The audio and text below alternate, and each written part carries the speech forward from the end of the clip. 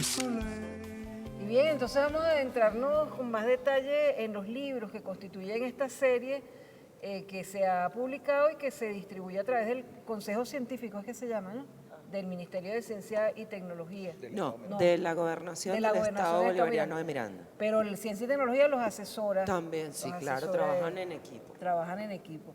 Entonces, empecemos por el café. En estos días hicimos un programa sobre chocolate con Soraya de Lashkar, que es una artesana del chocolate, y nos habló del chocolate y nos refirió al café.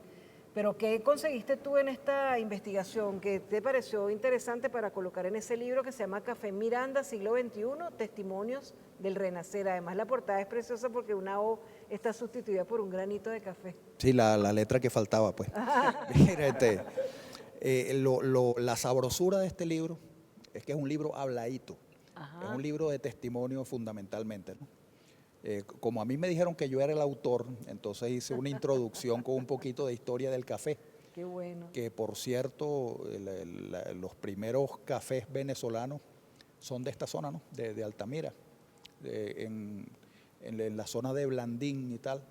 Aquí mismo en la Castellana estaban las principales haciendas donde se comenzó a sembrar masivamente el café con criterio de exportación. Que primero vino de otros lados y después empezó a hacer el café venezolano. Sí, eso entró vía Brasil, primero se sembró por las riberas del Orinoco, pero eran experimentos, ¿no?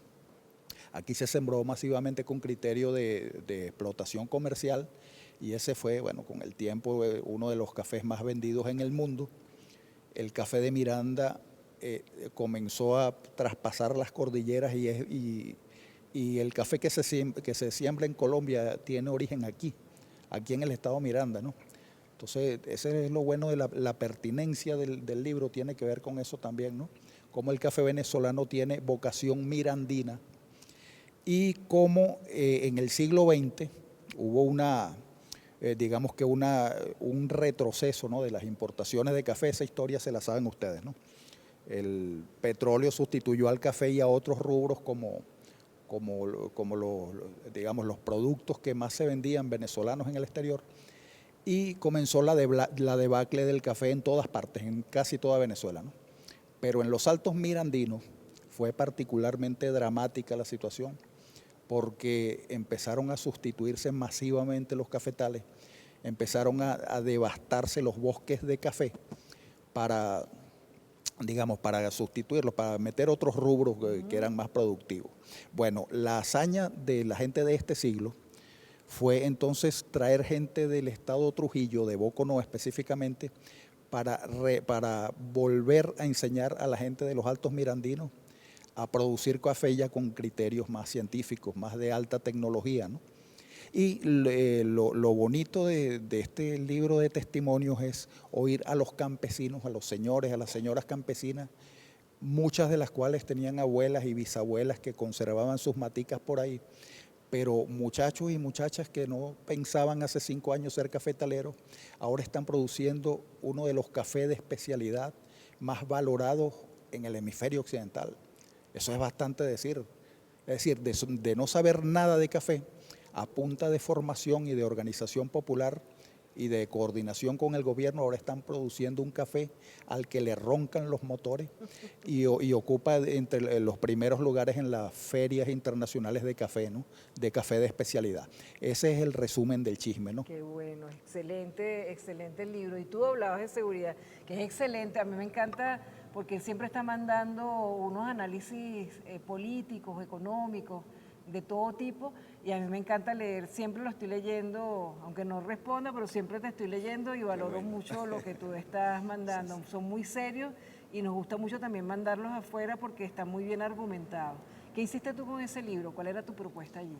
Bueno, fíjate, María Alcira, dentro de esta dinámica comprensiva de Miranda, a mí me tocó uno de los temas que, entre comillas, sería de los más espinosos, ¿no? de los más complejos. Pero en realidad la gigantesca satisfacción es poder recoger la historia de cómo, y por eso lo ponemos en el título del libro, ¿no? Cómo logramos que efectivamente una condición de paz efectiva, de seguridad efectiva, haya vencido el miedo. Yo creo que la palabra miedo resume lo que vivió el Estado Miranda durante muchísimos años, producto de la ausencia de políticas públicas, no solamente concebidas con rigor científico. Ahí está el otro elemento que todos sabemos, que fue el elemento político con minúscula, la utilización de Miranda como una plataforma de sectores de la oposición más radical, más rancia, en la intención de generar un cambio de régimen en Venezuela. Y desde allí, como digo, bueno, hicieron una especie de territorio tomado para otra agenda. Es decir, el pueblo de Miranda no era el centro de la agenda política. Hasta que, bueno, afortunadamente se produce un cambio con la llegada de la gestión del compañero Héctor Rodríguez. Y allí, en el libro, hemos podido recoger, también conversadito, como dice José Roberto, porque fue un elemento para mí fundamental. O sea, no es simplemente dar el dato duro de cómo varió los indicadores delictivos en Miranda, que es una cosa además extraordinaria lo que se ha logrado, de ser el estado con mayor índice de violencia y de homicidio que teníamos en el país, haber logrado minimizar en más del 82% esa situación de inseguridad no es poca cosa.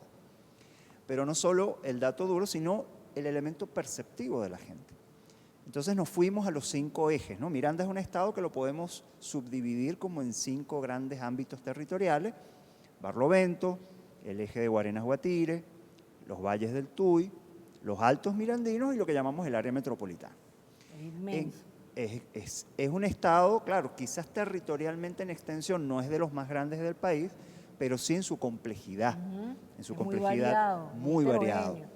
Incluso es una complejidad que toca lo cultural, lo identitario, ¿no? Una persona de los altos mirandinos no tiene absolutamente nada que lo iguale con alguien que está en Barlovento. O sea, son espacios diferenciados, lógicas, historias, idiosincrasias diferentes. Entonces lo que hicimos fue recorrer los ejes, encontrarnos con la gente y poder conversar, bueno, cómo estábamos, qué pasó, qué se logró transformar, y también con una mirada crítica, bueno, cuáles son los desafíos, porque evidentemente en toda la transformación que tú haces de la sociedad siempre hay una agenda de lo que está por hacer.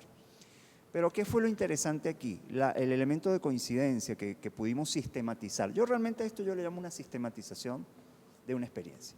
No le pretendo dar ningún boato académico más allá de lo que realmente es la voz de la gente que la pudimos recoger.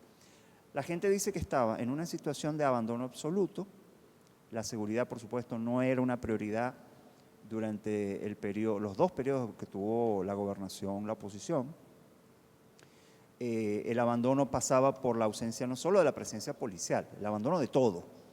El abandono de la prevención, de la atención temprana, de los servicios públicos.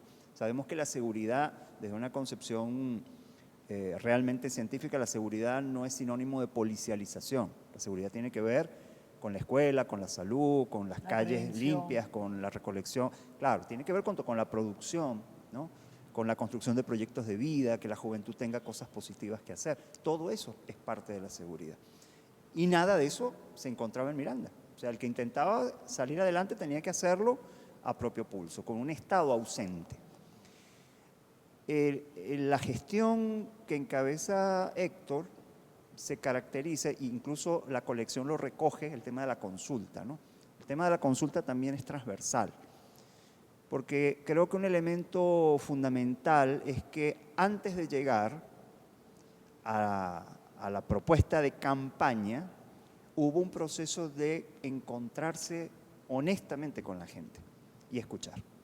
Ese escuchar al pueblo mirandino permitió construir una propuesta de gestión de gobierno, plasmarla en un conjunto de ejes temáticos, entre ellos lo que toca a la seguridad, y a partir de allí, al llegar al gobierno, empezar a ejecutar. Entonces hay una, ¿cómo decirlo? Hay una legitimidad de origen de la propuesta política que la gente ya lo reconoce cuando lo empieza a hacer, porque es lo que exactamente la gente había dicho en la consulta que hacía falta. Y bueno, ahí tuvimos la posibilidad de ver cómo fue evolucionando la transformación de la policía, de un organismo policial que tenía un déficit del 94%, es decir, de cada 10 policías que necesitaba tener Miranda, según ciertos indicadores que hay a nivel internacional, que se toman de referencia, a Miranda le faltaban 9. O sea, tenías un policía de cada 10 que necesitabas realmente. Ya ahí tienes un problema desbordado. por supuesto, las condiciones de la criminalidad y la violencia, la presencia de las bandas que ocuparon territorios muy importantes, sobre todo en Barlovento y en los valles del Tuy. Bueno, conjunto de elementos, todo eso se empieza a transformar progresivamente.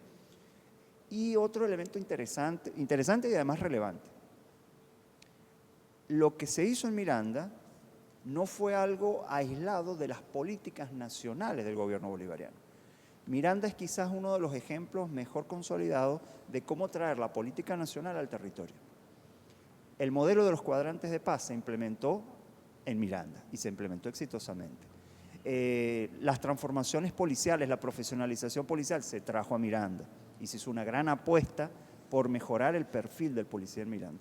Bueno, de una policía que era repudiada, porque es lo que nos dice el pueblo mirandino, a que pasa a ser una institución reconocida, valorada, incluso que genera nuevamente nexos de confianza, muy importante.